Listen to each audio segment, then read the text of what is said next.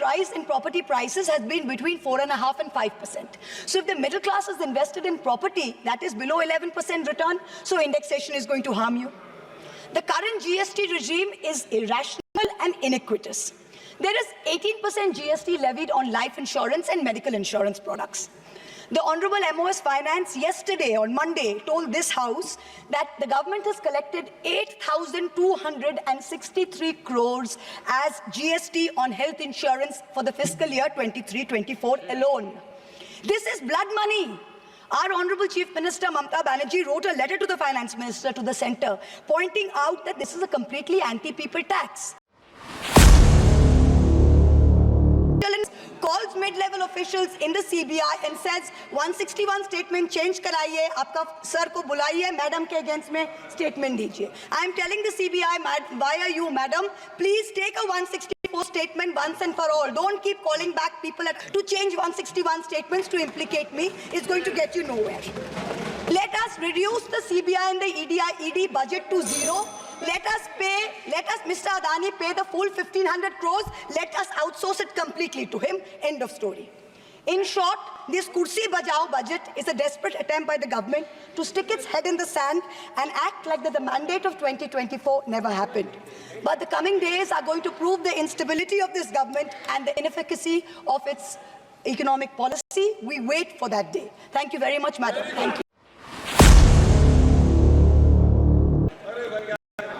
Honorable Chairperson, sir, my respected colleagues, I stand here today on behalf of my party, the All India Trinamool Congress, to speak on the finance bill. Madam, I have to say I'm deeply pained at the very onset. I must point something out. When we talk on the speak on the President's address, the Honorable Prime Minister leaves the chamber. Today, when we're speaking on the finance bill, the Honorable Finance Minister leaves the chamber. We members of the opposition are deeply pained by this. We hope that the government will take notice of our pain and be present in the House each time that we speak on relevant issues.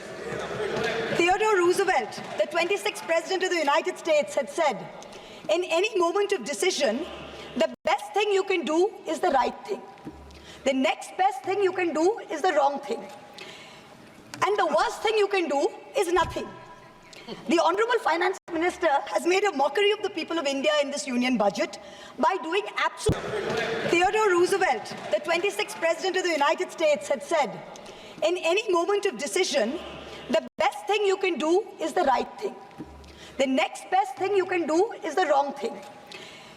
And the worst thing you can do is nothing. The Honorable Finance Minister has made a mockery of the people of India in this union budget by doing absolutely nothing. Whatever little changes are there are regressive and ill thought out. Means that the people did not want a business as usual approach. The people wanted a course correction. What have you done? You've not listened to the mandate. Vinash Kale Viprit Buddhi, you have done the exact opposite. You've kept the same cabinet, you've kept the same finance minister who's given the same shoddy budget. Who is this budget for? The middle class make up 31% of India. The poor make up between 60 and 65% of India.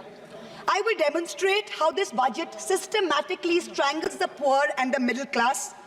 This is a budget, a save the chair budget for this government, and even that it doesn't do very well. Broadly, there are two types of taxes: direct taxes, indirect taxes. Direct taxes are known as progressive taxes. Why are they progressive? So income tax, property tax, investment tax on capital gains, these are done in a way that the richer you are, the more tax you pay. So they're kind of fairer. Sir, please. Sir. Sir, you're a chat person. What is it? Indirect taxes are regressive because everyone from the richest billionaire to the poorest laborer is paying the exact same tax. So GST, duties on petrol, duties on diesel are all indirect taxes. When we strive for a fair and equitable economy, we must have the balance of direct taxes and indirect taxes right. The US and the Europe broadly collect about 60% through direct taxes and 40% through indirect taxes. Some Scandinavian states with welfare models collect 70% through direct taxes, 30% from indirect taxes. In India, it is the exact opposite. 65% of tax collection comes from indirect taxes, where billionaires pay the same as the poorest laborers, and only 35% comes from direct taxes. Even within the direct tax bracket, for the first time in our country's history, salaried professionals and the middle class are sharing a greater tax burden than rich corporates.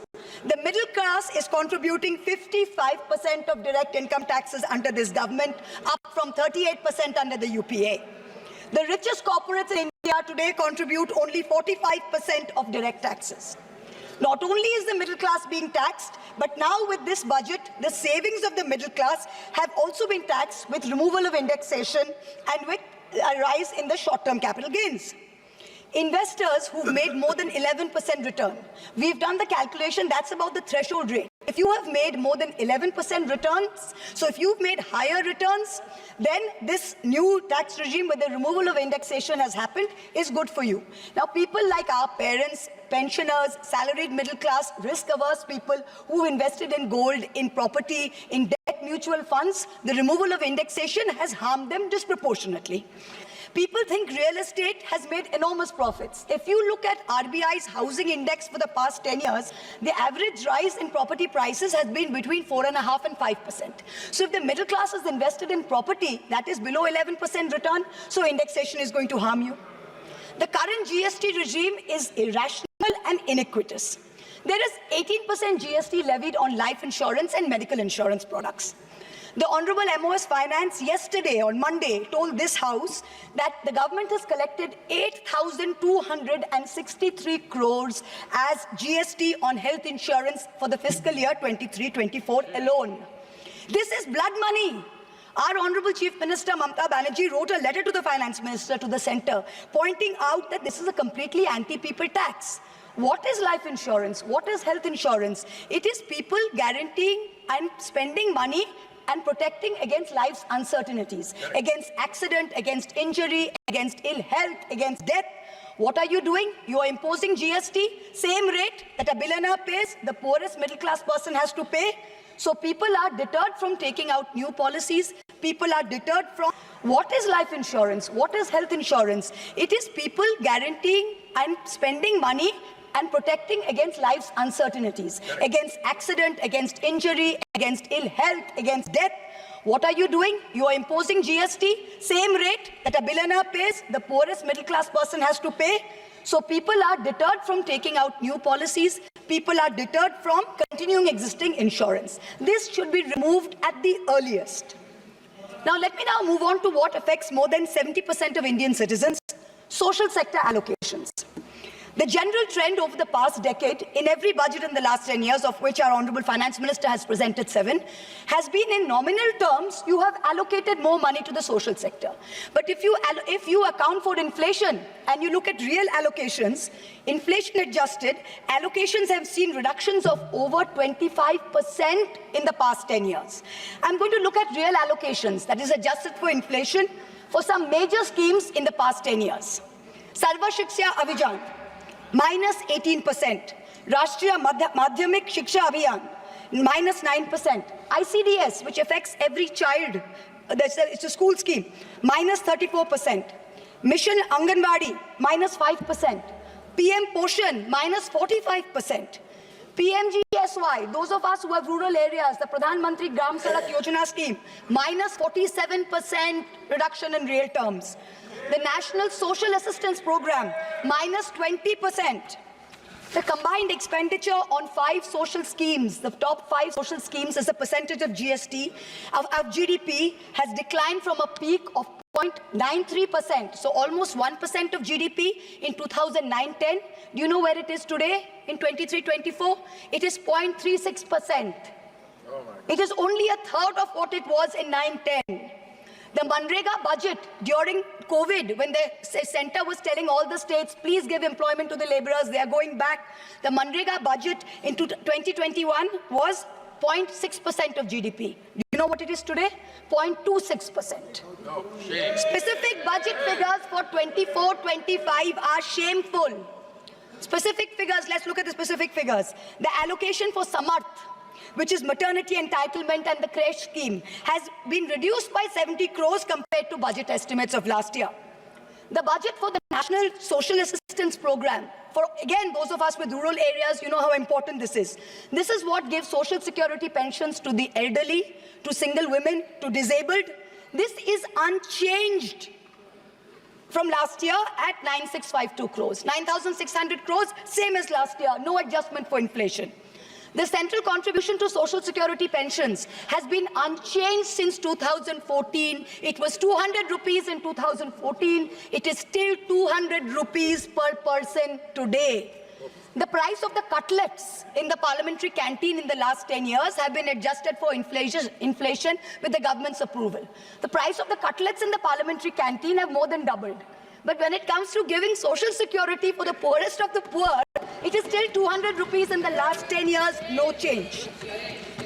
This budget's allocation, there is no room for higher salaries for Anganwadi workers. Their salaries have been unchanged since 2018. No room for higher honorarium for midday meal cooks. You have to understand a lot of the women in villages depend on only Anganwadi sectors and midday meal sectors for any source of employment. There has been no higher allocation for supplementary nutrition given to children. The National Food Security Act, the NAFSA, mandates coverage of 67% of the population through PDS. The Prime Minister has very proudly proclaimed that this is a food surplus country. Fine. Then why have we not increased the population covered under rations? Since 2011, you have not had a census. Since you have not had a census, you have not increased the number of people being covered under rations. Also, one very important question.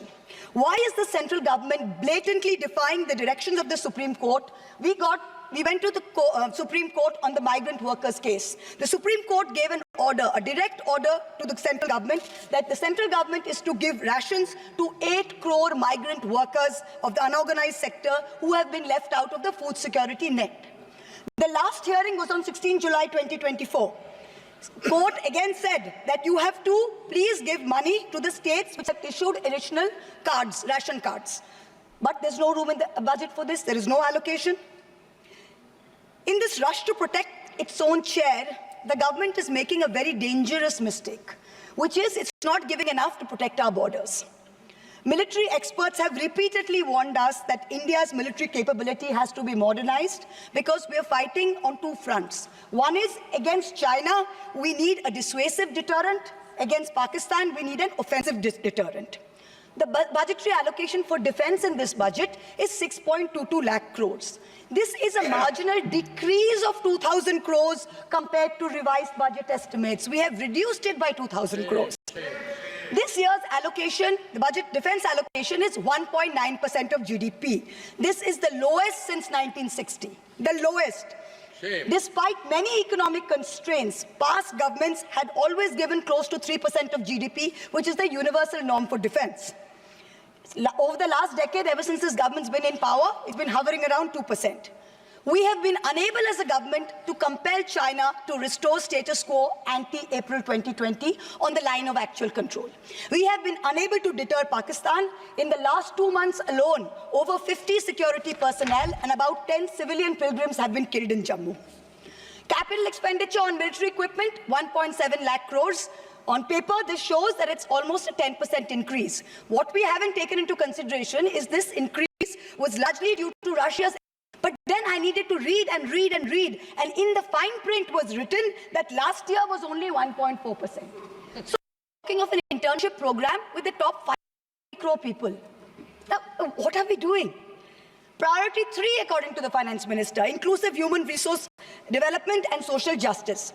In this section, the budget says, first on Bihar, we will support expressways. What you're not saying is that you will make expressways which will charge very high tolls. So you are recovering the money, you're not doing anyone a favor.